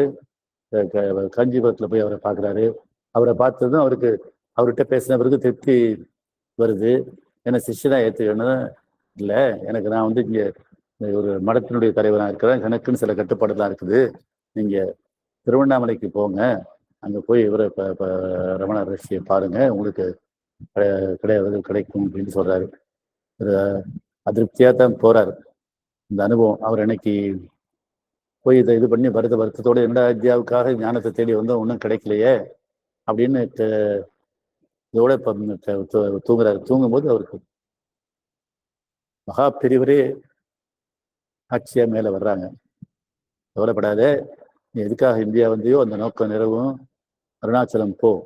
அருணாச்சலம்ங்கிறது திருவண்ணாமலை. போய் அவரை பாரு, நடக்கும்னு தரிசனமாக காட்சியாகவே மகா பெரியவர் சந்திரசேகர சரஸ்வதி பால் பிரண்டன் முன்பு தோன்றுகிறார்கள். அவர் பின் அங்கே போகிறார். போய் உட்கார்ந்ததும்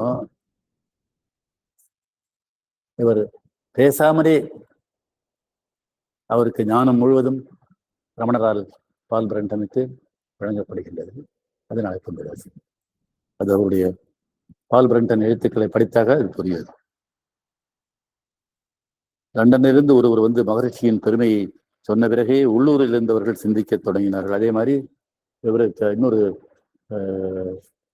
பேர் டக்குன்னு ஞாபகம் இல்லை, ரவி கண்ட கணபதி முனின்னு சொல்லி, அவரும் மகா பண்டிதர் சமஸ்கிருதத்துல. அவரும் பகவான்கிட்ட சிஷ்யராக இருந்தவர், இதுக்கு ரமண மகரிஷிக்கு சிஷ்யராக இருந்தவர். அவரும் சொன்ன பிறகுதான் தெரியும் சொல்லுவாங்க. அவர் இது பிரம்மசூத்திரம் இதெல்லாம் ரமண மகரிஷி சான்ஸ்கிரிட் படிக்கல, ஸ்கூல்ல போதாங்க தமிழ் படிச்சவர் தான். அவருடைய பாடல்கள்லாம் தமிழ்ல தான் இருக்கும், எழுத்துக்கள் எல்லாம். அவர் சமஸ்கிருத பிரம்மசூத்திரத்தை இது சொல்லுவாராம். அதனுடைய உட்பொருளை அவர்கிட்ட பண்ண பிறகு இவர் எடுத்து அவருக்கு விளக்குவார்னு சொல்லுவாங்க. பரம்பொருளின் செயலும் அற்புதங்களும் பகுத்தறிவுக்கு புலப்படாத ஒன்று. நம்முடைய மனத்தினுடைய பகுத்தறிவு மனிதனுடைய தலையாய சிறப்பு அவனுடைய புத்தி. இன்று மனிதன் உள்ள நிலையில் புத்தி 100க்கு 100 பங்கு அகந்தையின் ஆட்சியில் இருக்கிறது. தான் பிரச்சனை. இந்த புத்திங்கிற நம்ம அறிவு அகந்தையின் ஆட்சியில் இருக்கின்றது. அகந்தையிலிருந்து விலகினால்தான் புத்திக்கு தன்னிலை வழங்கும். அந்த அகந்தை விட்டு நான் என்பதிலிருந்து போகணும். பொய்யை உபயோகித்து மெய்யை தேடுவது அகந்தை. நம்ம பொய்யை வச்சுக்கிட்டு மெய்யை தேடுறோம். அகந்தை ஆனந்தத்தை நாடினால் அவஸ்தையை தன் துணையாக கொள்ளும் திறனுடையது.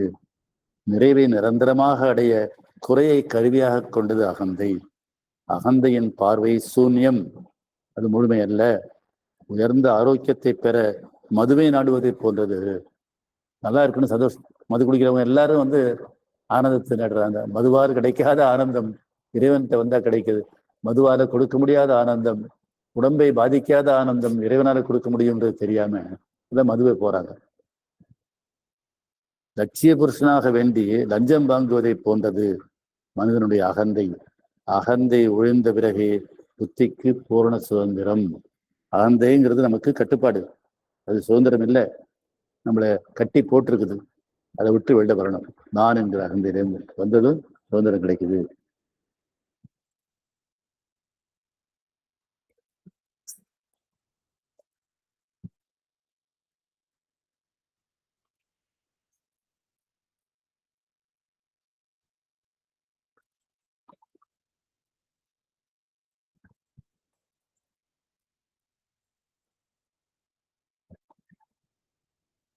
புத்தியை பகவான் ஸ்ரீ அரவிந்தர் அன்னையின் கருவி என்கிறார்.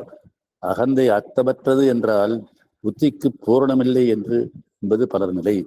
புத்தியை பயன்படுத்தவில்லை எனில் பூரண மந்தம் என ஆட்கொள்ளும் என பயப்படுகிறோம். அறிவு இல்லைன்னா முட்டாளாயிடுவோம்னு நினைக்கிறோம். 50 ஆண்டு கால தவ முயற்சி சித்தி பெற்று அடைய முடியாத உச்சகட்டத்தை மௌனத்தை ஸ்ரீ அரவிந்தர் பகவான் அன்னை சந்திச்ச கதை விளக்குறாரு. இங்க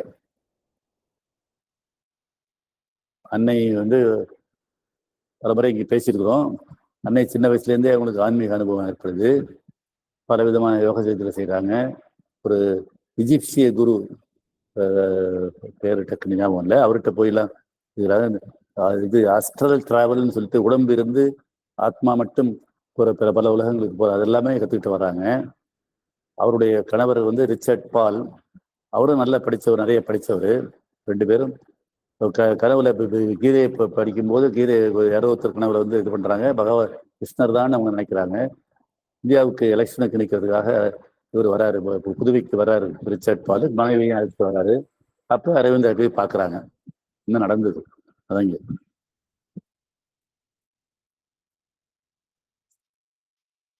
ஐம்பது ஆண்டு கால தவமுயற்சி சித்தி பெற்று அடைய முடியாத உச்சகட்ட மௌனத்தை ஸ்ரீ அரவிந்தர் அன்னைக்கும் மற்றொருவருக்கும் அவர்கள் கேட்காமலே கொடுத்து அருளினார். அதான் 2 பேரும் நமஸ்காரம் பண்ணார், 2 பேருக்கும் தலையை கொடுத்து கையை தொட்டு இது பண்ணார்.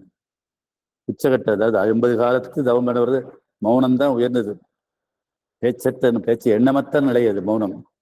நான் பல முறை சொல்லியிருக்கிறப்பா, எனக்கு ஒரு தடவை ஒரு பிரச்சனை எழுதினப்ப peace is divine, silence is காட்னு எழுதினாங்கிறத பலமுறை சொல்லியிருக்கிறேன்.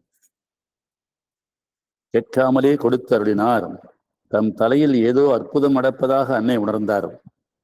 தாம் படித்த 10,000 புத்தகங்களுடைய படிப்பு கரைந்து புத்திக்கு விடுதலை அளிப்பதை பார்த்தார். இது தெய்வ அனுக்கிரகம் என்று அறிந்தார். அவர் அசையாமல் நன்றி உணர்வுடன் உட்கார்ந்திருந்தார். புத்தியின் அஸ்திவாரங்கள் ஆட ஆரம்பித்தன. 10,000 ஆண்டுகளாக சிருஷ்டிக்கப்பட்ட மனித மனத்தின் அஸ்திவாரங்கள் ஒவ்வொரு மனிதனுக்கும் புத்தியாக அமைந்துள்ளதை அறிந்தவர் அன்னை. அதாவது நம்முடைய இந்த புத்திங்கிறது பரிணாமத்துல ஆரம்ப காலத்திலிருந்து மனிதன் விலங்காயிருந்து ஆந்திரபாடி ஏப்பா மனித குரங்காயிருந்து வந்த வளர்ச்சியெல்லாம் இந்த புத்தியில பதிவாயிருக்கு. அதெல்லாம் விலகணும். அந்த அஸ்திவாரங்கள் ஒவ்வொன்றவா பற்றி அமைந்துள்ளது அறிந்தார். அவை வீரலிட்டன, அதெல்லாம் கரைஞ்சது. அன்னை பொறுமையாக இருந்தார்.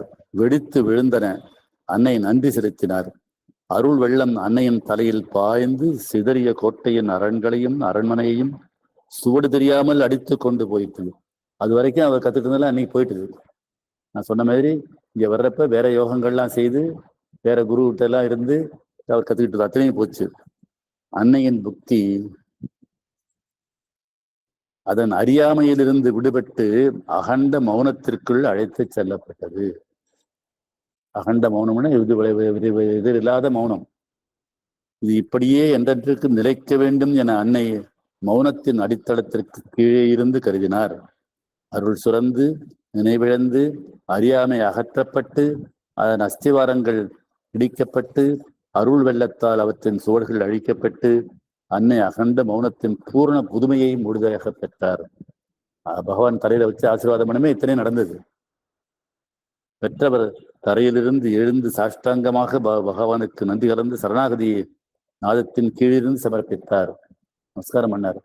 மேனாட்டினவருக்கு சாஷ்டாங்க நமஸ்காரம் தெரியாது. அவர் அறியாம அன்னை செய்தார். பகவான் சரணாகதியின் பூர்ணத்துவம் மனித ஜீவனில் சிருஷ்டியின் ஆழத்திற்கு சென்றுள்ளதை முதன்முறையாக அன்னையின் நன்றியுள்ள நமஸ்காரத்தில் கண்டேன் என்றார். அப்ப அவர் அறியாம அவராகவே பூர்ண பகவானிடம் பூர்ண சரணாகதி அடைந்து விட்டார். அதனால அவர் அன்னை ஆனார். அதான் விஷயம். சாதாரண மீரா அல்போன்சா, மீரா ரிச்சர்ட் பாலா வந்தவங்க தீமதராக மாறினது அப்படித்தான். பகவானிடம் பரிபூர்ணமாக சமஸ்கிருத சரணடைந்து அதை ஏற்றுக்கொண்டதுதான் அன்னையின் என்றார். ஆனா அடுத்தவர் என்ன பண்ணாரு? நான் அறியாத தனக்கு கேட்க தெரியாத பரம்பொருளின் வரப்பிரசாதமாகிய அகண்ட மௌனத்தை பெற்றவர் அடுத்தவர் அவருக்கு கொடுத்தாங்க. தன் மனம் மடமையின் இருப்பிடமாவதை அறிந்து வீல் என்று குரல் எழுப்பியவர் கதிட்டாரு. நான் அறிவை இழந்து இருளில் தள்ளப்படுகிறேன் என்று கூச்சலிட்டார். அதாவது ரிச்சர்ட் பால். அவரால் அவரை அதை புரிஞ்சுக்க தெரியல அவருக்கு. பகவான் கொடுத்த அத்தனையும் விலகியது. அவர் முழு திருப்திப்படும் அளவுக்கு அவருடைய சொந்த புத்தி திரும்பி வந்தது. இப்ப நமக்கு அவரை அன்னையோட கணவர் என்ற முறையில தான் நமக்கு தெரிகிறோம். இல்லைன்னா அவரும் ஒரு பெரிய ஞானியாக இருந்திருக்கலாம். அவர் கொடுத்ததை ஏற்றுக்கிட்டு இருந்தார். ஸ்ரீ அரவிந்தரிடம் நேரன்பையாக வரம்பெற்ற ஒரு பேரறிஞரின் நிலை எது? அவரும் படித்தவர் நல்லா, அவரும் யோகாலாம் செஞ்சவர் தான். ஆனா அவர் கொடுத்த அந்த இதை ஏற்றுக்கிறதுக்கு தவறு தெரியல. இது சாதாரண மனிதனால் அகந்தையை விட முடிவதில்லைங்கிறத காட்டுது. அதை விட்டாலும் புத்தியை விட்டொழிக்க முடிவதில்லை. இதனால் கண்டதை மட்டுமே நம்ப முடியும்.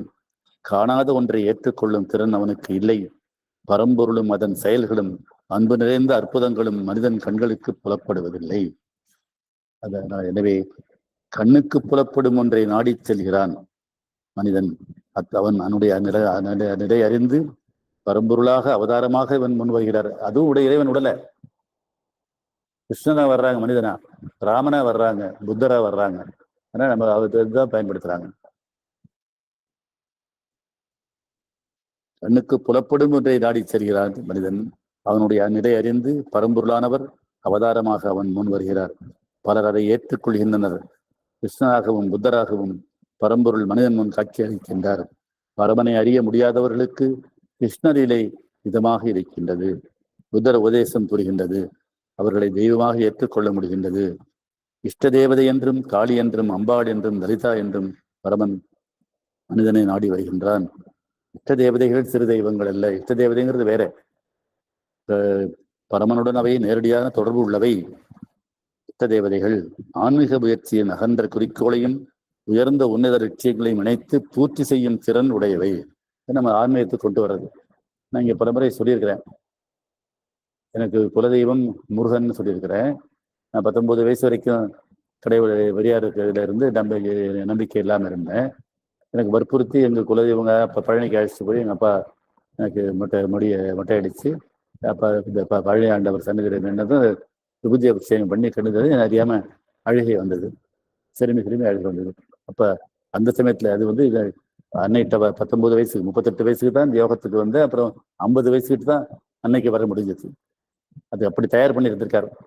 நாஸ்திகனாக 19, 10, 12, 15 வயசுலேருந்து இது பண்ணி தமிழ் படிக்கும்போது அந்த நாஸ்திகம் வந்தது. அப்புறம் அதுக்கப்புறம் கொஞ்சம் கொஞ்சமா இது அப்புறம் வேற யோகங்கள்லாம் செய்ய வச்சு அப்புறம் அதுக்கப்புறம் தான் அன்னை தன்னிட்ட அடிச்சுட்டாங்க. தன்னை தயாரித்து இதெல்லாம் விட இது உயர்ந்ததுன்னு எனக்கு காட்டுவதற்காக அந்த மாதிரி அப்ப முருகன் இஷ்ட தெய்வமாக அப்பொழுது இருந்தார். அப்புறம் கொஞ்சம் கொஞ்சமா மாறி அப்போவும் கூட நான் கிருஷ்ணனை கும்பிடுறதில்லை. கிருஷ்ணன் ஒரு இந்த கோபிகா இதெல்லாம் இருந்ததுனால இதோ ஒரு வடநாட்டில் இருந்த ஒரு ராஜா அப்படிங்கிற மாதிரி தான் தோணுச்சு. அப்புறம் அதுலேயும் எனக்கு கோயிலில் போகும்போது இதில் ஒரு திருவனந்தபுரம் பத்மநாப சுவாமி கோயிலில் பிரகாரத்தில் ஒரு பாலகிருஷ்ணன் சன்னதி உண்டு. நம்ம இங்கே சந்தன காப்பு போடுற மாதிரி அங்கே போட்டிருப்பாங்க. சின்ன கிருஷ்ணன் தான். அப்போ எனக்கு மறுபடியும் அங்கேயும் கிருஷ்ணன் தண்ணி வந்த பிறகு நான் கிருஷ்ணனுடைய இந்த இறைமையை உணர்ந்து கொண்டேன். இப்படி கொஞ்சம் கொஞ்சமா தயார் பண்ணாங்க அன்னைக்கு. அதாவது இஷ்ட தேவதைகள் சிறு தெய்வங்கள் அல்ல. இந்த பலி கொடுக்கிற தெய்வங்கள் தான் சிறு தெய்வங்கள். பரமனுடன் அவை நேரடியான தொடர்பு உள்ளவை. இஷ்ட தேவதைகள் ஆன்ம முயற்சியின் அகன்ற குறிக்கோளையும் உயர்ந்த உன்னத லட்சியத்தையும் இணைத்து பூர்த்தி செய்யும் திறனுடையவை. அது ஆரம்பிக்குவார். அத்திறன் உச்சகட்டத்தில் இருந்தாலும் இஷ்ட தேவதை அவற்றை ஒரு பக்தனுக்கு மட்டுமே வழங்க முடியும். அவன் மூலம் மற்ற ஒருவருக்கோ உலகத்திற்கோ வழங்க முடியாது. இஷ்ட தேவதை நிலையின் உச்சகட்ட உயர்வு உள்ளது என்றாலும் பூர்ணயோக லட்சியத்தை பூர்த்தி செய்யும் திறனுடையதில்லை. அதனால பூர்ணயோகத்துக்கு போகணும்னா அதையும் தாண்டி வந்தாகணும். அன்னைகிட்ட அன்னை மூலமா செய்வாங்க. அடுத்த கட்டத்தில் உள்ள மனிதன், அடுத்த கட்டத்துக்கு போற மனிதன் உயர்ந்த மனப்பாங்கு உடையவன் எனும் ஆரம்ப கட்டத்தில் உள்ள பாமரன் என்னும் பரமனை அறியும் பக்தி திறன் உடையவன். பக்திக்கு சிறப்பு இருந்தாலும் திறமைக்கு சிறப்பு இல்லை. திறமையும் கொடுணும், இதுக்கு எனக்கு ஒன்றும் இல்லைங்கிறது சொல்லணும். அவனால் அவதாரத்தையும் இஷ்ட தேவதையும் நாடி பலன் வர முடியாது. அருகில் அமர்ந்து அவர் சொல் கேட்டு குரு என்று சொல்லி கூப்பிட்ட குரல் குற்றேவல் செய்து அன்பு செலுத்தி பாதங்களில் வீழ்ந்து பணிந்து உள்ளத்தால் உணர்ந்து மனத்தால் வழிபட்டு வாழ்க்கையில் விரும்பி ஏற்றுக்கொள்ளக்கூடிய குருவை நாடுபவன் பாமரன். நம்ம குருவை போறோம், போய் சந்திச்சோம். அவர் தரையில கை வச்சு ஆசீர்வாதம் பண்ணாரு, கையை பிடிச்சு ஆசீர்வாதம் பண்ணாரு. அவருடைய எழுத்துக்கள் மூலமாக எல்லாவற்றையும் சொன்னாரு. பரமன் குருவாக வந்தும் பக்தனுக்கு அனுகிரகம் செய்கிறார். நமக்கு அன்னையாகவும் பகவானாகவும் மட்டும் இல்லாம கர்மீக அப்பாவும் நமக்கு அனுகிரகம் செய்கின்றார். பூர்ணயோகத்திற்குடைய குரு உள்ளுரை ஜகத்குருவே தான் நமக்குள்ளே இருக்கிறாங்க என்றாலும் சாதகன் கண்ணை திறந்து ஜகத்குருவை காணும்படி செய்வதே இந்த மனித குருவின் கடமை. மனித குருவும் தேவை. அப்பா இல்லைன்னா நமக்கு இந்த அன்னைக்கு பேசினேன், 7ஆம் தேதி அப்பாவுடைய மகாசமாதி நாள் என்று அவருடைய ஆன்மீக சேவைகளையும் அவருடைய யுத்த சேவைகளையும் பற்றி பேசுறேன். அப்பா இந்த புத்தகத்துல முன்னுரையில எழுதியிருக்கிறாரு. நான் அவர் 58 தான் ஆசிரமம் போக ஆரம்பிக்கிறாரு, அன்னையை பார்க்குறாரு. அப்போ போன காலத்துல ஒரு தமிழர் கூட இல்லை அங்கே ஆசிரமத்துல. யாருமே தமிழருக்கு ஒருத்தர் கூட நான் பார்த்தது இல்லைன்னு அப்பா எழுதுறாரு இந்த முன்னுரை, இந்த அன்னையனரோட முன்னுரையில. இப்ப அப்பா புஸ்தகங்கள் எழுதி மூலமா வந்த பிறகு அமுதசுரவியில் அந்த அருமதசுரவி ஆசிரியர் விக்ரமனுக்கு நன்றி சொல்றாரு. அப்பா இதுல எழுத ஆரம்பிச்ச பிறகு நிறைய தமிழர்கள் வராங்கன்னு சொன்னாங்க. ஒரு காலகட்டத்துல அங்கே அப்பா ஆசிரமம் போவதையும் தடுத்து நிறுத்திவிட்டார் என்பது உங்களுக்கு தெரியும். அந்த சூழல் மாறி போனதுனால ஜகத்குருவை காணும்படி செய்வதே மனித குருவின் கடமை. பக்தன் பவித்திரமாக எதையும் ஏற்றுக்கொள்ளும் மனநிலையில் இருப்பதால் சொல்லால் சூழப்பட்ட சூத்திரங்களையோ மறைபொருளான மந்திரங்களையோ அவனுக்கு கொடுத்து யுக லட்சியத்தை நாடி வந்த சாதனங்களை உபயோகமற்ற உள்ளூர் சாஸ்திரியாக்கும் தவறை செய்தல் கூடாது. தன் மந்திரத்தால சொல்லி இந்த மந்திரங்கள்லாம் சொன்னா போதும், அதுக்கு மேல போகணும். தன் அந்தரங்க சக்தியாலும் அதனால் ஏற்பட்ட அற்புத சூழலை கிரியேட் பண்ணும். அப்படிதான் அப்பா செஞ்சிருக்காரு. இந்த மையங்களை கொடுத்து மையத்தை அங்கிருந்து ஆசீர்வாதம் செய்வதன் மூலமாக நமக்கு வேத ரகசியத்தை வெண்டுரைத்தலாலும் பகவானும் அன்னையும் கொடுத்திருக்கிறது வேத ரகசியம்தான், வேதத்திற்குரிய விளக்கம்தான். உபநிஷத்துகளுக்கும் கீதைக்கும் உள்ள புதிய விளக்கம்தான் பகவான் கொடுத்தது. அது நமக்கு அப்பா எளிய முறைகள் மூலம் எழுதி இந்த கட்டுரையில உயர்ந்த நிலையிலுமே இந்த கட்டுரையில எழுதியிருக்கார் அப்பா. ஆன்மா விழிப்படைந்து அனந்தனை கண்டு அவனுடன் இணைந்து பூர்ணயோக ஞானம் உற்சாகத்தால் பூர்த்தி அடைய அருள்பவரே உண்மையான மனித குருவாவார். நம்ம அத்தகைய மனித குருவா நமக்கு அப்பா கிடைச்சிருக்காங்க. நம்ம இப்ப அதை பூர்ணமாக பயன்படுத்திட்டு இருக்கோம். இந்த முதல்ல இந்த யோகத்தை பற்றி எழுதினது, இந்த பிறகு யோகத்தை பற்றி எழுதின புத்தகம் பொன்னொழின்னு ஒரு புத்தகம் எழுதியிருக்கிறாரு. அதை படிங்க. அது இந்த பொன்னொழி கட்டுரைகள் பூராவுமே முழுக்க யோகத்தை பற்றி எழுதின கட்டுரைகள் தான். ஒரு அன்பர் கேட்டதுக்காக நான் எழுதினேன் அப்பா சொல்லுவார். அது அப்புறமா இடையில என்ன பரவ சொன்னப்பா, இந்த ரிஷிகள் கண்ட பிரம்மம்னு எழுதியிருக்கிறாரு, தத்துவ ஞானம்னு ஒன்று எழுதியிருக்கிறாரு. அதுலேயும் இந்த ஆன்மீக தத்துவங்களை தான் பூரா எழுதியிருக்கிறாரு. எல்லாவற்றையும் இந்த லேட்டஸ்டா நெஞ்சுக்குரிய நினைவுகள்ங்கிற புஸ்தகம் முதல் பாகம் வந்திருக்கு. அது மலர்ந்த ஜீவியத்தில் கட்டுரையாக தொடர்ந்து வந்தவை. அதுலேயும் தத்துவங்களை கொஞ்சம் கொஞ்சமாக கொண்டு வராரு. அன்பர்கள யோகத்தின் அழைப்புடையவர்கள் நிச்சயமாக இருப்பார்கள். நான் எந்த அளவுக்கு என்னால சொல்ல முடிஞ்சது எனக்கு தெரியாது. ஆனா அன்னையின் கருவியாக, அப்பாவின் கருவியாக, பகவானின் கருவியாக இன்னைக்கு எனக்கு உணர்த்தப்பட்டது. டக்குன்னு அப்பா நேற்று ஒரு கட்டுரை படிக்கும்போது அதில் இந்த குருவும் சாஸ்திர ஞானம்ங்கிற கருவி அப்பா எழுதினாங்க. என்ன பேசுறதுன்னு இருந்தப்போ அது கையில் கொடுக்கப்பட்டது. நான் இந்த இருக்கிறேன். யோக தகுதி உள்ளவர்கள் அப்பாவின் மூலமாகவும் அன்னையின் பகவான் மூலமாகவும்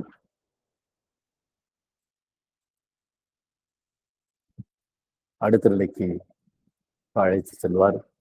நாம் பயன்படுத்தி நாம் மேலே செல்வோம்.